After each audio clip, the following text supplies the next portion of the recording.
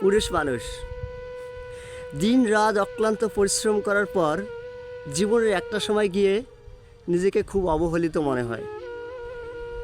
হ্যাঁ, খুব অবহেলিত মনে হয়।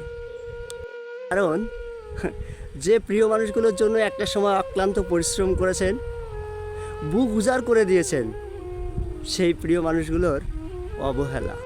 তখন সে বুঝতে পারে সময়ের সাথে তার মূল্যায়ন কমে গেছে। একটা বিষয় জানেন কি, যোগ্যতাহীন পুরুষ মানুষ কারো কাছেই প্রিয় হয় না। হ্যাঁ, প্রিয় হয় না। পুরুষ মানুষ যার জন্য যত বেশি টাকা খরচ করবে তার কাছে তত বেশি প্রিয়, হোক সে জীবনসঙ্গিনী অথবা সন্তান। পারলে আপনি বাস্তবতার সাথে মিলিয়ে নেবেন। সত্যি বলতে, পরিবারের জন্য আপনি অনেক করেছেন, অনেক। দুদিন খালি হাতে বাসায় যান, দেখতে পারবেন আপনি বাস্তবতা কাকে বলে।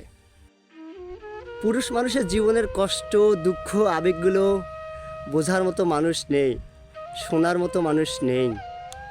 হয়তো আপনি বলবেন জীবন সঙ্গিনী তো আছে, খুব সৌভাগ্যবান না হলে আপনাকে বোঝার মতো মানুষ আপনি পাবেন না।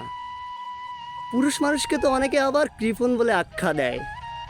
অনেকে আবার বলে আমরা প্রচুর খরচ করে ফেলি, সঞ্চয় করতে জানি না।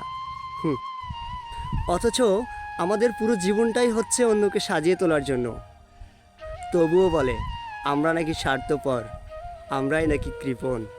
পরিবারের সুখেই যার মুখে হাসি ফোটে সেই তো পুরুষ মানুষ।